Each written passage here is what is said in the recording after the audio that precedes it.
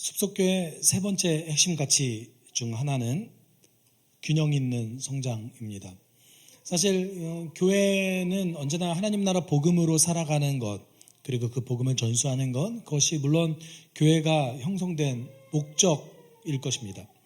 숲속교회도 우리의 삶을 통해 개인적 삶, 공동체적 삶을 통해 하나님 나라 복음을 전수하는 삶을 살아가길 소망합니다. 우리의 핵심 가치 5개는 사실 저는 하나복에서는 이걸 DNA라고 불러요. 교회 DNA라고 부르거든요. 그래서 이것이 이제 가장 기초가 되는 핵심 가치 DNA 중 하나로서 이 하나님 나라 복음을 전수하는 자들이 무엇을 하냐? 찾는 이 중심으로 살아가고 진실한 공동체를 이루고 그 안에서 균형 있게 성장하며 안팎의 변혁을 도모하고 소망하는 예배를 드리는 자들이다 라는 것이죠. 그러니까 무엇과 관련되어 있습니다. 네. 그런 의미에서 여러분, 균형 있는 성장이라는 말은 사실 어떻게 들리세요?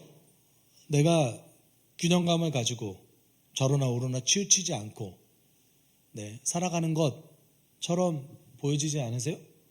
네. 균형 있는 성장이라는 것은 사실 여러분 저와 함께 풍성한 삶으로의 초대를 하시면 알겠지만 4가지 관계에서 균형 있게 성장하는 것을 뜻합니다. 그래서 하나님과의 관계에서 하나님을 알아가고 사랑하고 나와 자신과의 관계에서 자기를 부인하고 자기를 사랑하는 것. 좀 모순적으로 들리죠? 자기를 어떻게 부인하는데 자기를 어떻게 사랑할 수 있을까요? 내 전 존재를 부인하라는 것도 아니고 내 전 존재를 사랑하라는 것도 아닙니다.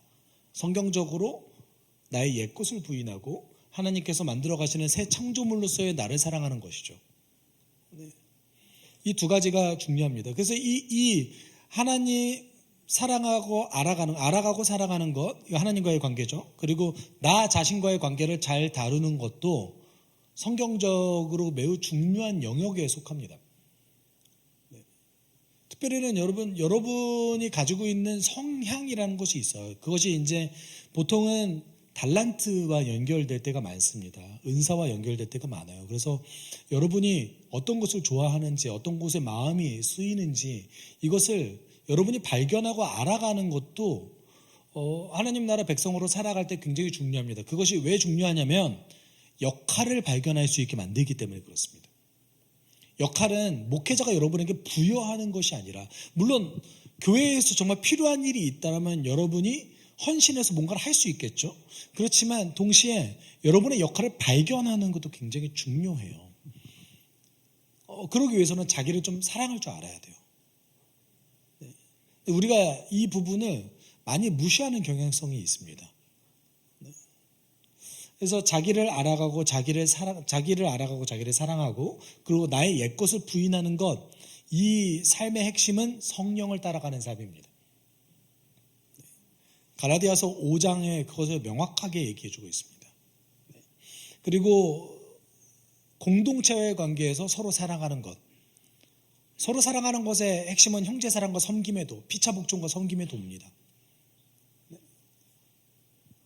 그리고 마지막으로 세상을 경영할 수 있게 되는 겁니다. 세상을 우리가 사실 왜 사랑이라는 표현을 안 썼냐면 세상을 사랑하는 게 맞아요. 하나님께서 만드신 이 세상을 사랑해서 그 세상을 돌보는 것인데 이게 오해를 줄 수 있는 용어잖아요. 세상을 사랑한다는 말이. 그래서 세상을 경영한다는 표현을 쓰는 거죠. 세상을 경영한다는 표현은 어떤 것입니까? 세상을 더 가치 있게 만들기 위해 노력하는 것이죠. 여러분, 이 4가지 관계에서 균형 있게 성장하는 것이 균형 있는 성장입니다. 다른 얘기로 하면 균형 있는 성장은 하나님 나라 백성으로 이 깨진 세상을 살아가는 핵심입니다. 전 영역에서 내가 하나님의 다스림 안에서 어떻게 살아갈 것인가, 여기와 관련되어 있어요. 그래서 우리는 균형 있게 성장하기에 도모합니다. 그래서 지금 현재 저희 목자님들과 함께 헌신가족, 언약가족과 함께 리더십 트레이닝을 하고 있는데, 그분들이 리더십 트레이닝을 굳이 하는 이유가 뭐겠어요? 그 4가지 영역에서 어떻게 함께 성장할 것인가를 같이 논의하는 것이죠. 어떤 방법론을 사용해야 되는가, 어떤 전략을 사용해야 되는가, 우리는 교회에 대해서 어떤 청사진을 그려야 되는가, 이것을 함께 나누는 것이죠. 물론 여러분 제가 이제 해보니까 제자훈련도 그렇고 어떤 성경 공부에 관련된 것도 그렇고 한 번 한다고 우리가 내면화되지 않더라고요. 그럼 어떻게 해야 되겠어요? 될 때까지 하는 거죠. 네, 될 때까지 하는 겁니다. 여러분 제자훈련은 수료하는 게 아닙니다. 살아내는 겁니다. 네. 그래서 제자훈련대로 살아내려면 어떻게 하시겠어요? 죄송해요. 제 기준에서는 풍삼기는 최소한이에요. 네. 풍삼기 정도는 여러분이 어느 정도 머릿속으로 외우고 있어야 되는 내용들입니다. 그리스도인으로 살아가기 위해서. 왜 그런 줄 아세요? 여러분 초중 고등학교 나오셨죠? 혹시 아니신 분 계시면 죄송합니다. 근데 나오신 것 같아요. 네. 그러면 적어도 우리 그 의무교육이 어디까지죠? 중학교까지잖아요. 고등학교로 바뀌었어요? 그래요? 고등학교로 바뀌었어요? 진짜로요? 제가 소식이 늦은 건가요? 네. 대한민국 좋네요. 여러분 초중고등학교 교과서 쌓아놓으면 어디까지 갈까요? 물론 우리가 그걸 다 암기하고 있지는 않지만 적어도 우리가 최소교육 초등학교 교과서만 놓고 보더라도 분량이 성경보다 많아요. 그렇잖아요. 왜 그거 배워요 우리가? 이 정도는 우리가 알고 있어야 이 시대를 살아가는 현대인으로서 살아갈 수 있다 아닙니까? 그렇죠? 여러분이 초중 고등학교에서 배웠던 교과서가 성경의 분량보다 압도적으로 많습니다. 성경 결코 많은 분량이 아니에요. 그렇잖아요. 그래서 그 성경의 내용에 있는 원리대로 살아가는 것, 그것을 계속해서 반복하는 것, 여러분 개인적으로 이것을 개인적으로 제자 훈련을 하고 습득하는 이 과정이 제가 이제 열심히 한다라는 전제, 열심히 안 해도 꾸준히 한다라는 전제하에 2, 3년이면 습득할 수 있는 내용들이에요. 여러분 신앙생활 몇 년 하셨어요? 짧으신 분들은 몇 년이겠지만 기신 분들은 여기 다 10년 이상 신앙생활 하시지 않으셨어요? 그렇죠? 네, 풍산계의 내용 결코 많지 않다라는 것이죠. 많게 느껴졌다면 책이 두꺼워서 그래요. 네. 균형 있는 성장이라는 것은 우리가 이 PPT 내용에서 보듯이 이 네 가지 영역에서 조금씩 성장해 가는 거예요. 내가 알아간 만큼, 내가 깨달은 만큼 내가 행하면서 살아가는 거예요. 근데 이제 우리가 알고 있는 오해 중에 하나는 뭐냐면 저는 두 가지 오해를 굉장히 경계하는데 첫 번째는 예배만 드리면 된다. 종교 생활만 하면 예배만 드리고 기도하면 하나님께서 다 하신다. 라는 사고방식이 현대교회에 있습니다. 저는 이 사고방식 굉장히 경계하는데 그 이유는 무엇이냐면 제 개인적으로 어떻게 느끼냐면 교회 역사에 대해서 알고 있는 사람 입장에서 우리 신앙의 선배들에 대한 모독으로 느껴져요. 우리 신앙의 선배들이 세상을 바꾸는 게 힘들다는 거 몰랐습니까? 알았죠. 불평등을 변화시킨다는 거 몰랐어요? 이게 어렵다는 거 몰랐어요? 다 알았어요. 다 알았음에도 불구하고 행동했죠. 네. 그들은 어려움이 있을 거라고 예상했음에도 불구하고 그렇게 살았어요. 그것이 우리 한국교회가 가지고 있는 굉장히 위대한 신앙 유산 아닙니까? 제가 한번 저희 교회 식구들과 숲속교회 식구들과 한번 가보고 싶은데 한국교회 순교자 기념관이 여기 근처에 있습니다. 네, 혹시 가보신 분 계십니까? 네, 굉장히 잘 해놨어요. 그래서 한국교회 순교자들에 대한 자료를 전부 다 수집하고 그들이 어떤 인생을 살았는지에 대해서 알 수 있는 곳이 여기 용인에 있습니다. 네. 하나님께서 물론 세상을 주관하시죠. 그렇지만 균형 있게 성장한 사람들은 그 일의 도구로서 쓰임받는 인생을 살아갑니다. 우리는 그 유산을 갖고 있죠. 여러분 한국교회 주기철 손양원이 있잖아요. 네. 독립을 위해서 그렇게 애쓰던 수많은 독립투사들이 신앙을 가지고 있지 않았습니까? 저는 굉장히 그 위대한 유산이라고 생각합니다. 우리가 가지고 있는 이거 저는 한국교회에 대한 굉장히 큰 자부심이 있는데, 그 자부심이 있는 이유가 무엇이냐면 한국교회의 성장한 그 배경을 놓고 연구해 보면 거의 초대교회와 굉장히 흡사한 방법으로 성장해 왔어요. 아주 유례가 찾아볼 수 없는 선교 역사입니다. 한국교회는. 그리고 저 또 한 가지 이제 그 경계해야 되는 사고방식 중 하나는 우리가 다 할 수 있다는 사고방식이에요. 이 땅에서 하나님 나라를 이루자라는 사고방식입니다. 그런 사고방식도 진보주의 기독교 안에 존재하고 있습니다. 대체적으로 이제 보수주의 안에서는 보기 쉽지 않은 사고방식이긴 하죠. 그래서 오늘 본문은 여러분 균형을 잃은 한 율법교사의 질문에서 시작합니다. 제가 그 선한 사마리아인의 비유에 대해서 2022년에 한번 이 동일한 본문으로 설교한 적이 있습니다. 그런데 이때는 이제 본문 전체를 드러내는 것에 집중을 했고요. 오늘은 균형 있는 성장에 초점을 맞춰서 이 본문을 다시 한번 다룰 겁니다. 균형을 잃은 한 율법교사의 질문에서 오늘 본문은 시작합니다. 그리고 예수께서는 그 율법교사의 마음을 꿰뚫는 질문, 그 율법교사가 왜 이런 질문을 했을까를 꿰뚫는 질문을 하십니다. 그것이 우리가 잘 알고 있는 선한 사마리아인의 비유입니다. 그래서 오늘 우리 이 선한 사마리아인의 비유를 통해서 지금 우리에게도 예수께서는 그 비유를 통해서 율법교사에게 질문을 던지셨거든요. 그 질문은 오늘 우리에게도 유효합니다. 우리는 이 시대를 살아가는 율법교사가 아닌지 또는 선한 사마리아인인지 한번 되짚어보는 시간을 가졌으면 좋겠습니다. 오늘 본문에서 율법교사는 예수께 이렇게 질문했습니다. 우리 같이 읽어볼까요? 어떤 율법교사가 일어나서 예수를 시험하여 말하였다. 선생님, 내가 무엇을 해야 영생을 얻겠습니까? 여러분, 구약 성경을 좀 유익 있게 읽어보시면 눈치챌 수 있는 것이 있는데 역사서에는 영생에 대한 개념이 잘 나오지 않습니다. 창세기부터 시작해서 이스라엘이 멸망하는 그 순간까지 영생에 대한 내용이 선지자들이 잘 얘기하지 않아요.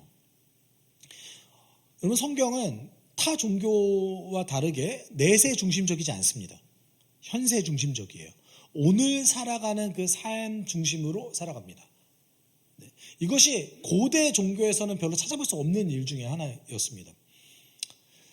현대사회에서 그 한국 교회가 가지고 있는 또 부작용 중에 하나는 지나치게 현세 중심적이라는 거거든요.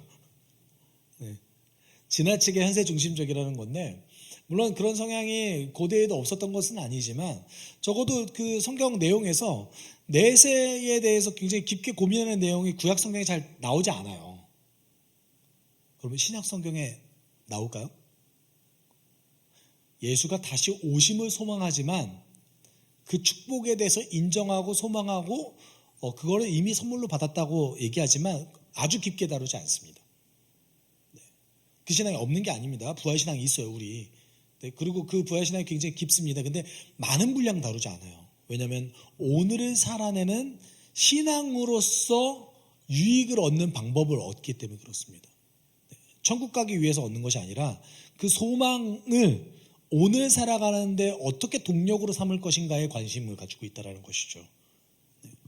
근데 이제 그 구약시대에서 내세에 대해서 관심을 가진 이유가 언제부터냐면 이스라엘이 망하고 난 다음부터요.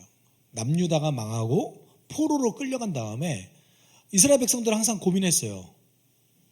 왜 의인은 고난을 받고 악한 자들은 이렇게 득세할까에 대해서 고민했습니다. 그러면서부터 이제 내세에 대해서 고민하기 시작하고 영생에 대해서 고민하기 시작하고 부활에 대해서 고민하기 시작했습니다.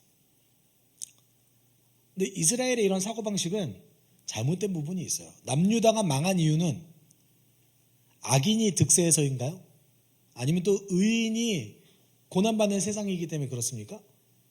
선지자들에 의하면 남유다가 멸망한 이유는 무엇입니까? 그들이 하나님의 명령을 지키지 않아서였습니다. 그럼 하박국 2장 4절에 의하면 오직 의인은 믿음으로 말미암아 살리라.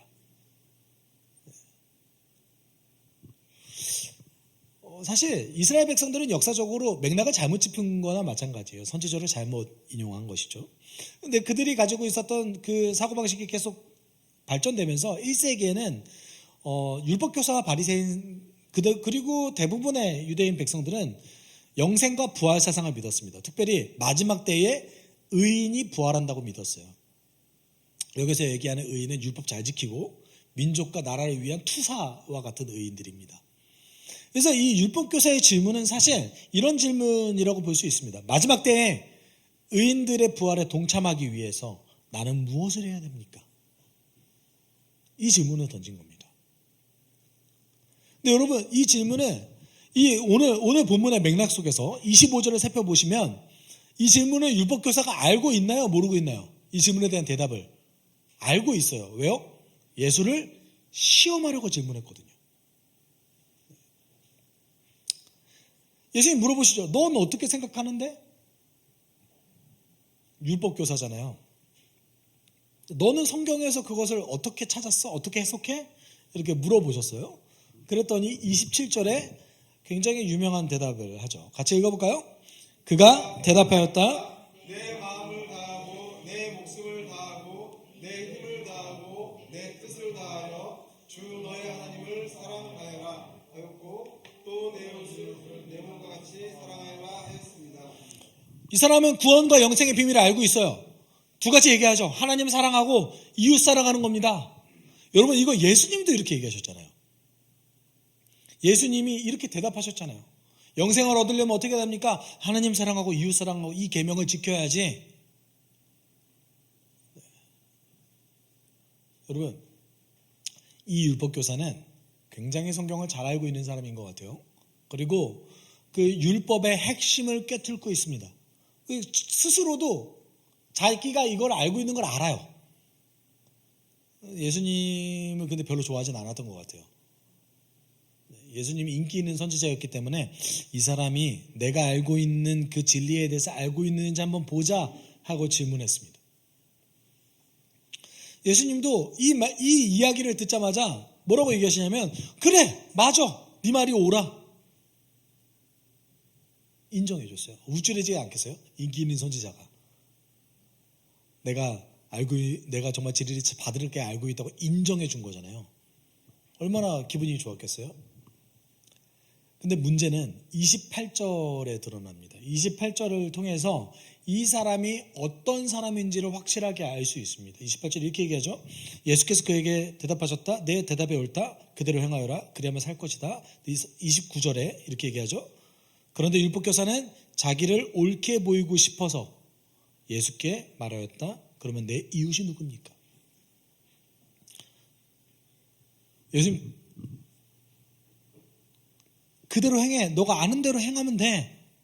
이 사람 아는 게 뭐였어요? 하나님 사랑하고 이웃 사랑하는 겁니다. 이게 그 사람 아는 거였어요. 근데 질문이 좀 이상해요. 그럼 내 이웃은 누굽니까? 여러분 이 질문에 내포된 것이 있습니다. 여기서 자기를 옳게 보이려고 라는 말은 정확하게 번역하면 자기를 정당화하기 위해서입니다. 자기를 정당화하기 위해서 질문했다라고 얘기해요. 그러면 내 이웃이 누굽니까? 라는 질문에는 이런 대답이라고 볼 수 있습니다. 네. 여러분 이들의 예수님과 그 시대의 예수님과 함께 대화 나누는 사람들의 대화는 약간의 해석이 필요해요. 왜 갑자기 이웃이 누굽니까? 라고 물어봤겠어요. 그것도 자기를 증명하려고. 결국 말하고 싶은 건 뭔지 아세요? 나 이웃 사랑 했어요예요. 나 이웃 사랑 했어요. 이 말 하고 싶은 거예요. 하나님 사랑하는 거는 또 당연하게 생각하는 거예요, 지금. 나 이웃 사랑 했어요.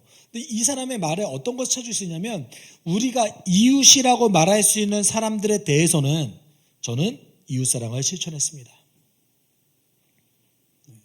이렇게 볼 수 있습니다. 그럼 여기서 우리가 질문을 던져야겠죠. 1세기 유대인들은 어떤 사람을 이웃이라고 생각하고 어떤 사람을 이웃이 아니라고 생각했을까요? 네. 여러분은 어떤 사람을 이웃이라고 생각하십니까? 네. 우리는 모두를 다 이웃이라고 생각합니까? 여러분 어떠세요? 마음속으로 한번 대답을 해보세요. 나는 모두를 이웃이라고 생각한다. 아니다. 그렇지 않다. 모두를 이웃이라고 생각하지 않다. 여러분 우리도 모두를 이웃이라고 생각하지는 않습니다. 그리고 성경도 모두가 이웃이라고 얘기하고 있지는 않아요. 원수를 이웃이라고 표현하지는 않아요. 성경이. 우리의 사랑이 원수를 사랑하는 데까지 확장해야 된다라고 얘기하지만 그 원수를 이웃이라고 얘기하지 않아요. 우리가 이웃을 불특정 다수라고 생각하면 안 됩니다. 성경도 이웃의 바운더리를 얘기하고 있기는 해요. 그런데 유대인들이 가지고 있는 이웃에 대한 어떤 사고방식은 굉장히 잘못된 부분이 있었어요. 왜냐하면 그 이웃이 율법을 지킬 수 있느냐, 율법을 지킬 수 없느냐의 기준으로 나눴기 때문에 그래요. 율법을 지킬 수 있느냐, 율법을 지킬 수 없느냐의 기준으로 나눠버렸기 때문에 어떤 문제가 발생할까요? 율법을 지킬 수 없는 직업들이 있습니다. 율법을 지킬 수 없는 직업들이 있어요. 세금 징수원, 목자, 또 뭐가 있을까요? 여러분 생각하시기에 가죽 무두장이, 그러니까 그 가죽 공예를 하는 사람들, 가죽 공예라고 얘기하면 되나요? 어쨌든 가죽을 상품화시키는 사람, 동물 가죽을 상품화시키는 사람, 그리고 정말 사회를 운영하는데 너무나 필요한 사람인데, 네, 그렇죠. 장의사, 의사도 안 돼요. 의사도 율법 못 지키게 돼 있어요. 또 누가 있겠어요? 동물을 죽이는 거는 괜찮을까요? 이건 괜찮아요. 제사 지내야 되잖아요. 그 동물을 죽이는 거는 시체를 만지지 않잖아요. 그렇죠? 제사를 위해서 각을 뜨는 거니까. 그래서 동물의 유통이, 여러분 그 동물의 유통이 그래서 성전과 관련되어 있었습니다. 이해하셨죠? 네, 당시에는 제사와 그 육고기 유통이 연결되어져 있었어요. 그래서 제사 드리면은 모든 제물을 다 태워드리는 거 아닙니다. 제사의 종류에 따라 달라요. 번제만 다 태워드리는 거예요.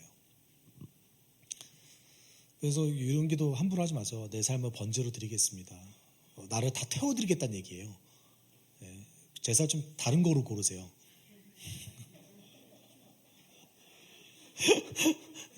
다른 거로 고르셔서 좀 덜 태워드리는 거로.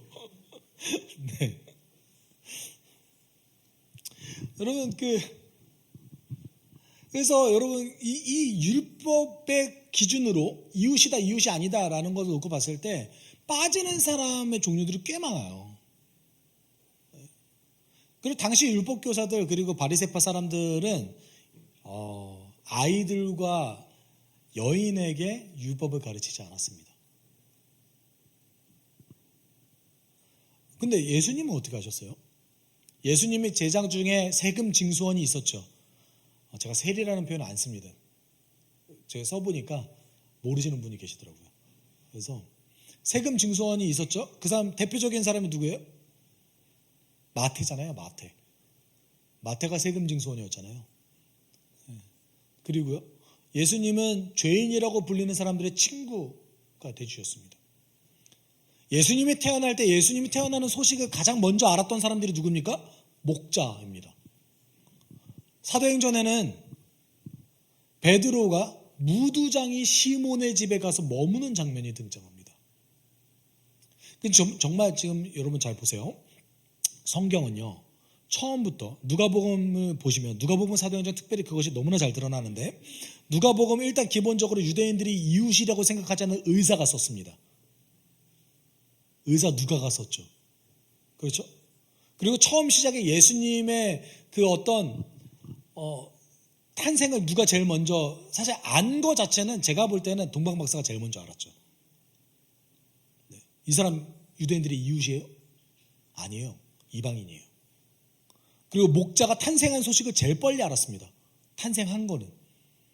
그렇죠? 이들도 이웃이 아닙니다. 성경은 지금 이들이 이웃이라고 생각하는 자들이 이웃이라고 얘기하면서 사회를 전복하고 있는 것을 보여주고 있어요. 여러분, 성경도 모든 사람이 이웃이라고 얘기하지 않습니다. 이거 기억하셔야 돼요. 모든 사람이 이웃이라고 얘기하지 않지만 유대인의 방식은 잘못됐다고 얘기합니다. 네. 유대인의 방식은 잘못됐다. 너희들의 방식은 잘못됐다. 왜냐하면 율법을 기준으로 이웃과 이웃이 아닌 사람을 나누고 있지만 사실 그 율법의 핵심 개념이 사랑이라는 걸 알고 있음에도 불구하고 사랑을 행하지 않고 있지 않느냐, 이렇게 얘기하는 거예요. 이런 저는 율법 잘 지켰습니다, 저는 이웃사랑을 잘 실천했습니다 라고 얘기하는 이 율법학자에게 그래서 예수께서 선한 사마리아인의 비유를 이야기하기 시작합니다. 그리고 되게 사실 맥락을 보면 맥락이 이상하다는 걸 아셔야 돼요. 네. 어떤 게 이상해요? 이 율법교사가 어떤 걸 질문했어요? 이웃이 누굽니까? 라고 물어봤어요. 이웃이 누굽니까? 네. 그러면 이웃이 누군지 알려주면 되잖아요. 그렇죠? 근데 예수께서 뭘 얘기하셨어요? 이웃은 이런 종류의 사람이야 라면서 이 사람이 받아들일 수 없는 종류의 것을 던지셨어요. 특별히 사마리아인 같은 경우는 그 동네를 지나가지도 않았어요. 유대인들이.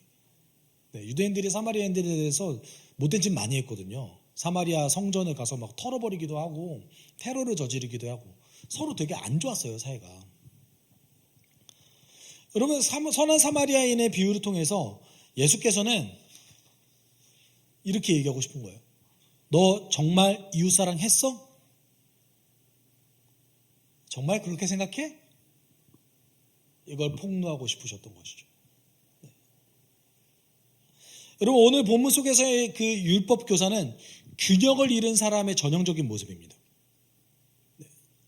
이 사람은 오로지 문자적인 율법, 그리고 그 문자적인 율법을 넘어서서 그 1세기 유대인들의 그 민족적 배경에서 지킬 수 있는 그 어떤 것, 그것만을 생각했던 것이죠. 그리고 그게 전부라고 생각했어요. 그 전부다. 저는 개인적으로 제가 찬양 인도를 꽤 오랫동안 했기 때문에 제가 이제 고등학교 때부터 대학교 초반 때까지 프레이즈 앤 워십 형태의 예배 인도자를 위한 책들을 꽤 많이 읽었습니다. 근데 제가 그 책을 읽으면서 이런 내용들이 많이 있었어요. 예배가 우리 인생의 전부다. 이런 내용들이 꽤 많이 있었습니다. 그래서 예배에 성공하면 인생에 성공할 수 있다. 또 어떤 분들은 이렇게 얘기하게 됐어요. 한국의 굉장히 유명한 찬양 인도자이십니다. 굉장히 유명한 찬양 인도자신데 하나님께서 프레이즈 앤 워십 형태, 우리가 알고 있는 그런 경배와 찬양의 예배의 형태를 이 시대에 기름 부으셔서 사용하신다. 그런 얘기 들으면 찬양 인도자 입장에서 굉장히 마음이 뜨거워지거든요. 네, 그러지 않겠어요? 나는 특별하구나. 그치? 내가 하는 일은 굉장히 기름 받은 일이야. 네. 제가 이제 성경을 연구하고 나서 그 말들이 다 성경적이지 않다라는 걸 발견했어요. 그 사고방식이야말로 균형을 잃은 사고방식인 거예요.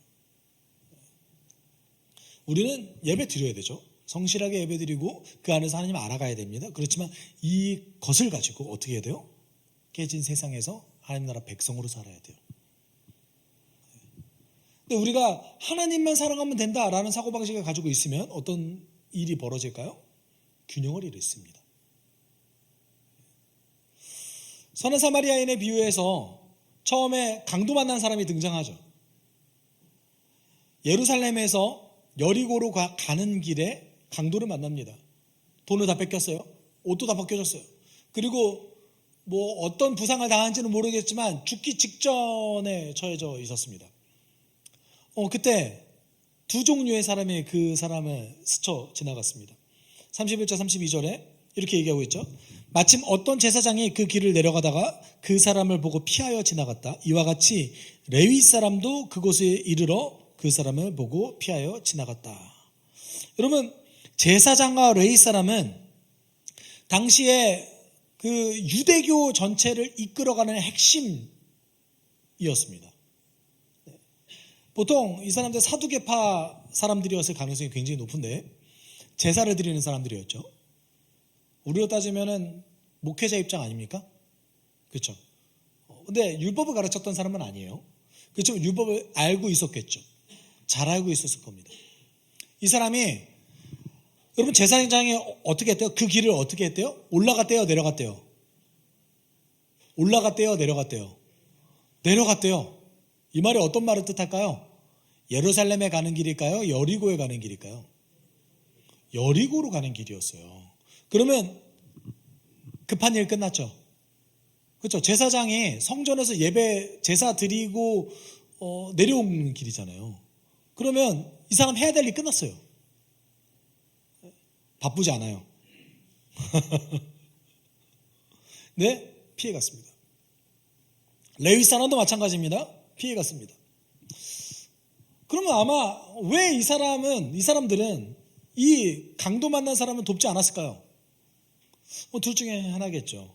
하나는 이 사람이 시체인 줄 알고 시체를 만질까봐, 그럼 율법을 어기게 되잖아요. 그래서 시체를 만질까봐 이러는 것보다 라고 생각할 수 있겠죠. 또 어떤 종류의 것이 있을까요? 강도가 주변에 있는 줄 알고 피해서 도망가는 걸 수도 있잖아요. 네. 어쨌든 이 강도 만난 사람 안 도와줬습니다. 근데 여러분, 그 유대 전통에는 메트 미츠바라는 율법이 있었어요. 전통인데 지금도 가지고 있는 유대인들에게 가장 중요한 미시나라는 여러분 마가복음에 보면 이 미시나가 어떻게 인용되어져 있냐면 장로들의 유전으로 인용되어져 있습니다. 근데 이 미시나에 뭐라고 얘기했냐면 버려진 시체를 발견한 자는 제사장이라 할지라도 장례를 치러야 된다라고 얘기합니다. 이거는 율법을 넘어서는 하나의 법칙이었어요. 당시에도. 여러분 시체가 그냥 방치되면 안 되잖아요. 그렇죠? 그래서 버려진 시체가 있으면 제사장의 의무 중에 하나는 뭐냐면 그 버려진 시체를 장례를 치르는 거였어요. 그러면 율법을 어긴 거가 아니다라고 인정해 주는 거예요. 그 사회 전체가. 이거는 가장 우선되는 거였습니다. 심지어 여기 어떤 구절이 있냐면 가장 성결을 요구하는 대제사장과 나시린이라 할지라도 이것을 어기면 안 된다라고 얘기합니다. 이스라엘 전체에서 나시린과 대제사장은 가장 극도로의 성결을 요구받는 사람들이었어요. 그럼에도 불구하고 그 사람들이 지나가다가 시체를 발견하면 어떻게 해야 돼요? 장례 치러줘야 돼요. 네. 근데 그걸 안 했다라는 거예요. 그걸 안 했다는 거예요. 여러분, 오늘 이 선한 사마리아인의 비유에서 레위인과 제사장은 하나님을 정말 많이 알고 있는 사람들이었습니다. 그리고 율법에 대해서도 많이 알고 있는 사람들이었습니다. 그럼에도 불구하고 그들이 행해야 되는 것을 이웃에게 행하지 않았습니다. 뭔가 자기들만의 이유가 있었겠죠. 그렇지만 어찌 되었건 그들이 반드시 해야 될 일들을 하지 않았습니다.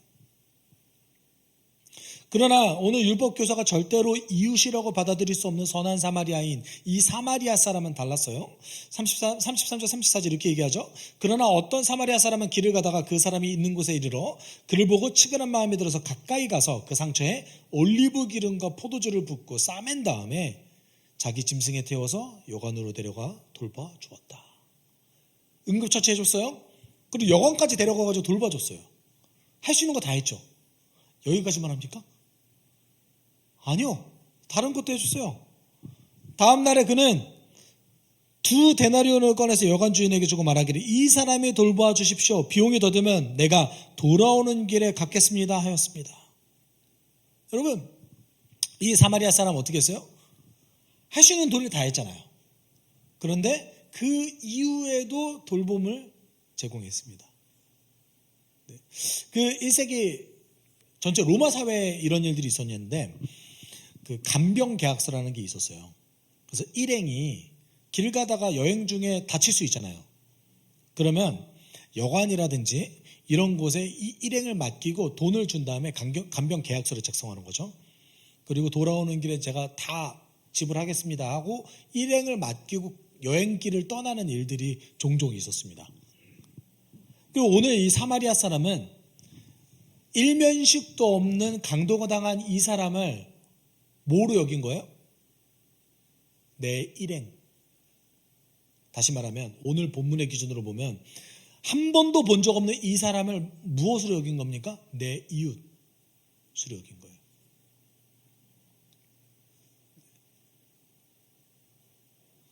이제 예수께서 이 비유를 다 마치신 다음에 질문하시죠. 같이 읽어봅시다. 너는 이 세 사람 가운데서 누가 강도 맞는 사람에게 이웃이 되어 주었다고 생각하느냐? 그가 대답하였다. 자비를 베푼 사람입니다. 예수께서 그에게 말씀하셨다. 가서 너도 이와 같이 하여라. 여러분, 예수님이 이 율법교사 너무 잘 알고 계셨어요. 그래서 질문을 굉장히 고도로, 그 심리적으로 이 사람이 절대 피해갈 수 없는 길을 만드시면서 질문하셨어요. 이 강도당한 사람에게 누가 이웃이냐? 이렇게 말씀하셨어요. 만약에 여기 있는 사람들 중에 이웃이 누구냐라고 그냥 질문하셨다면 사마리아인이라고 대답하기 쉽지 않았을 거예요, 이 사람이. 그런데 이 강도당한 사람에게는 누가 이웃이냐라고 물어보시니까 이 사람은 어쩔 수 없이 사마리아인이란 말 안 꺼냅니다. 뭐라고 얘기해요? 자비를 베푼 사람입니다. 이거 되게 이 사람, 그러니까 예수님 말 듣기 싫은 거예요. 사마리아인입니다. 이러면 되잖아요. 근데 사마리아인을 이웃으로 받아들이기 쉽지 않은 거예요. 자비 베푼 사람입니다. 이랬어요. 야, 너도 이렇게 해야지.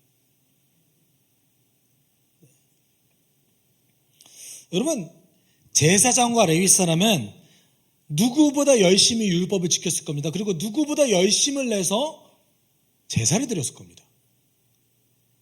진심이었을 거예요. 하나님을 향해서 열심을 가지고 살아왔을 겁니다. 이 시대 그들의 역할은 그것이 당연했습니다. 그리고 하나님 많이 알고 있다고 생각했을 겁니다. 그런데 그들은 중요한 순간에 율법을 왜 지켜야 되는지를 잃어버렸습니다. 무엇을 잃어버렸어요? 율법의 목적을 잃어버렸어요. 그것이 무엇입니까?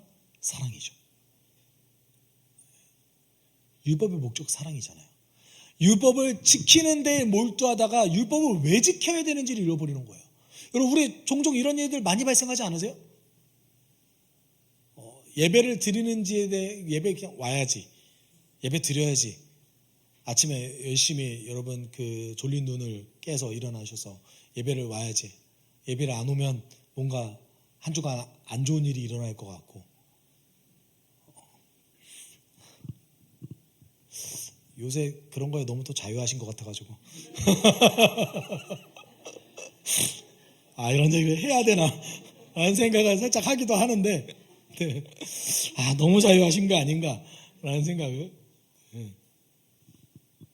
여러분, 거기에 몰두하다가 우리가 예배의 목적을 잃어버리고 하나님 섬기는 목적을 잃어버릴 때가 많지 않습니까? 행함에 몰두하다가. 그거 우리 하나님께서 가장 경계하신 모습이잖아요. 여러분, 이들은 종교적 행위는 있었으나 균형을 잃어서 목적을 잃은 자들이 되었습니다.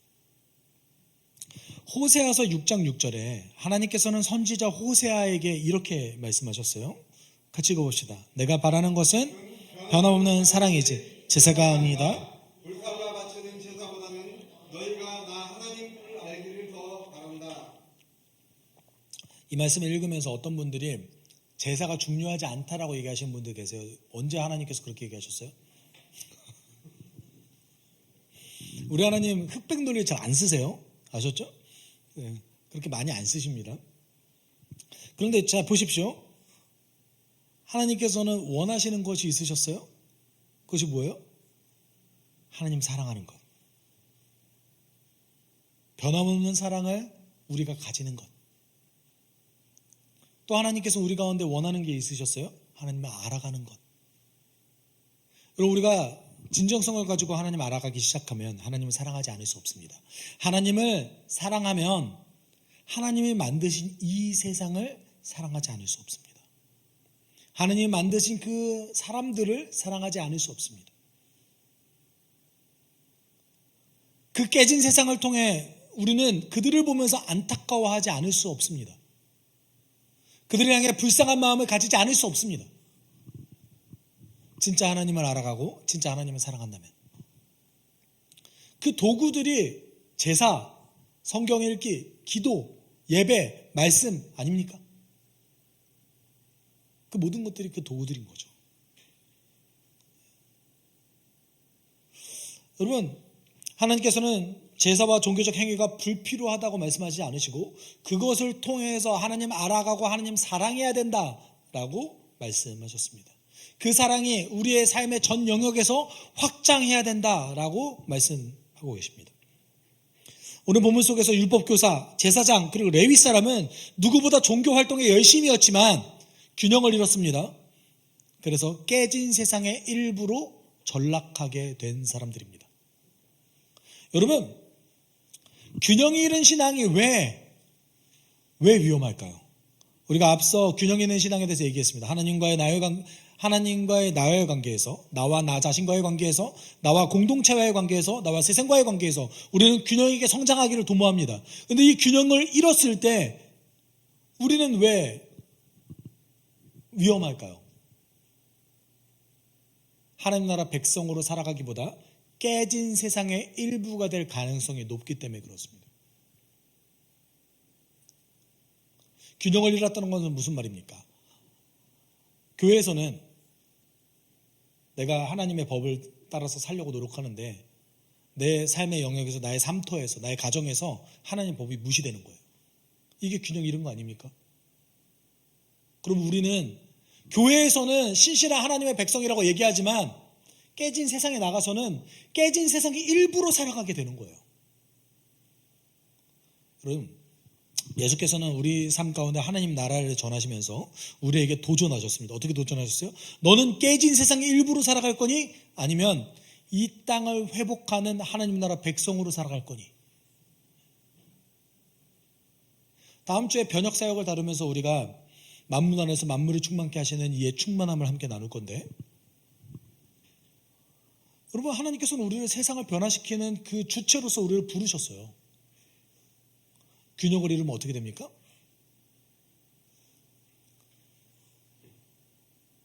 깨진 세상의 일부가 될 가능성이 매우 높습니다.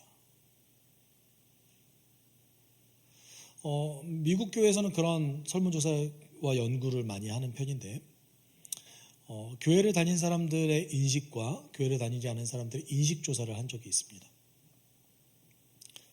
뭐가 달랐을까요? 인생의 목적, 그다음에 뭐 소비를 어떻게 하는가, 그다음에 여가 시간을 어떻게 보내는가, 무엇이 인생에서 가장 중요하다고 여기는가, 이런 다양한 부분에 대해서 설문조사를 했습니다. 그래서 교회를 다니는 사람들의 대략 80% 이상의 사람들과 교회를 다니지 않은 사람들의 인식이 거의 일치한다라는 조사 결과가 나왔습니다. 한국교회는 아직 이 설문조사 연구 결과가 없어요. 그래서 저는 이 연구 결과가 좀 궁금하기도 합니다. 어떤가? 근데 얼마 전에 나온 통계가 하나 있습니다. 그 통계가 무엇이냐면 한국교회 전체의 30%가 점집을 다니고 있다는 통계가 나왔습니다. 네. 우리는 30% 정도의 분이 교회도 다니고 점집도 다니고, 네. 교회도 다니고 부적도 쓰고 있고, 이런 신앙생활을 하고 있대요. 그리고 대략 교회를 매주 출석하는 분의 40% 정도가 회심하지 않았다라는 연구 결과가 있습니다.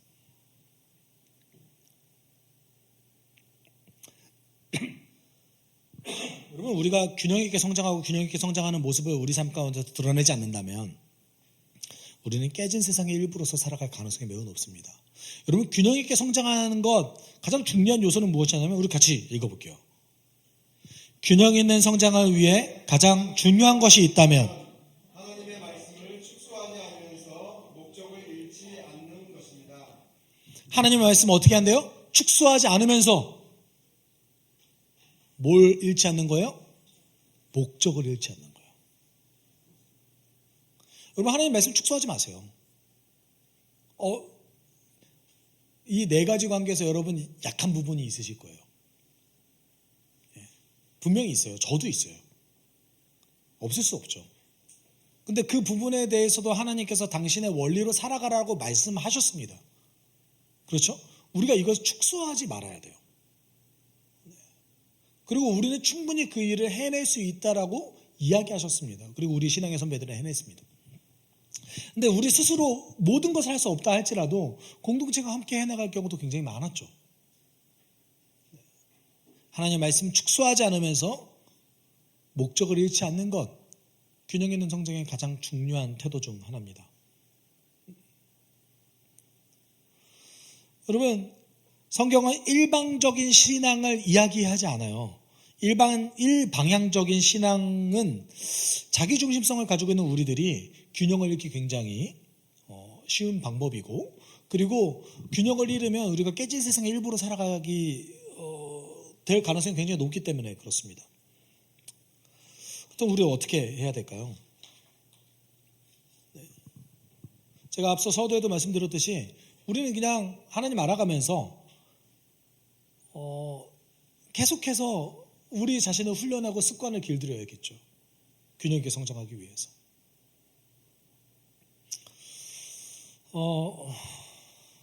여러분, 우리가 모든 걸 다 할 수 없습니다. 그것도 맞습니다.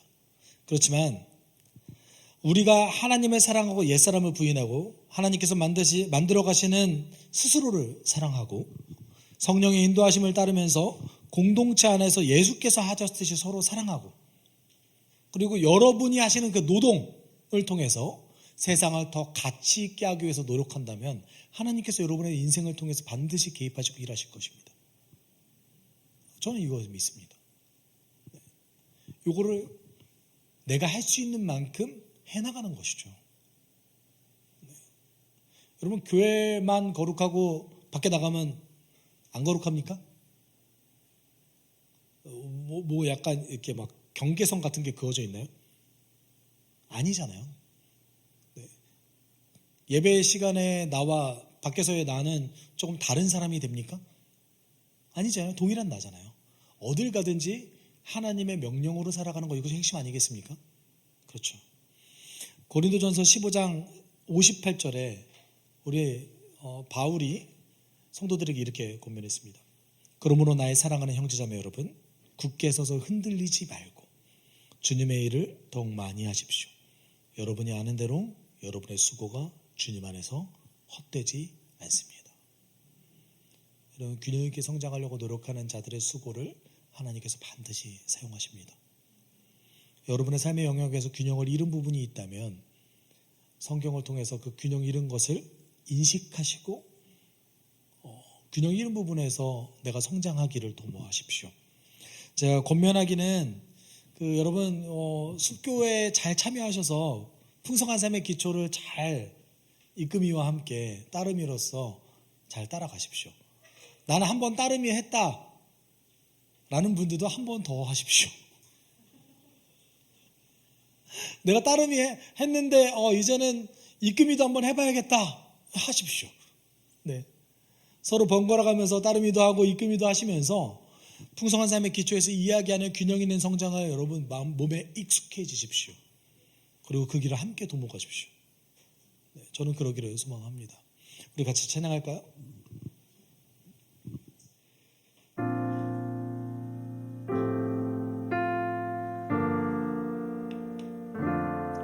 우리 하나님께서 오늘도 우리를 하나님의 나라 시민으로서 이 땅을 회복하는 존재로 살아가길 부르십니다.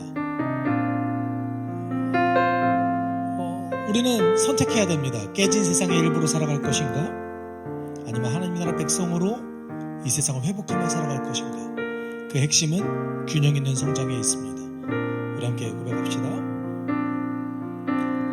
나의 평생에 가장 복된 일은 내가 예수님을 만난 것이라. 나의 평생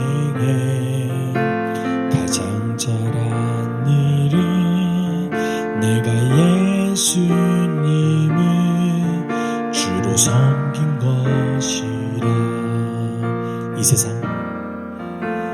세상 살 동안 내가 걷는 길이 때론 험하여서 넘어질 때도 주의 강한 손이 나를 붙드시니 나는 예수님만 주로 섬기며 살리. 나는 주를 섬기는 것에 후회가 없습니다. 내가 걸어온 모든 시간 다 주의 은혜니 내가 걸어갈 모든 날도 주만 섬기며 살리. 오직 예수 이름 부르며 살아가리라. 이 세상 살 동안 내가 걷는 길이 때론 험하여서 넘어질 때도 주의 강한 손이 나를 붙드시니 나는 예수님만 주로 섬기며. 우리 함께 고백합시다. 나는 주를 섬기는 것에 후회가 없습니다. 내가 걸어온 모든 시간 다 주의 은혜니 내가 걸어갈 모든 날도 주만 섬기며 살리. 오직 예수 이름 부르며 살아가리라. 나는 주를 섬기는 것에 후회가 없습니다.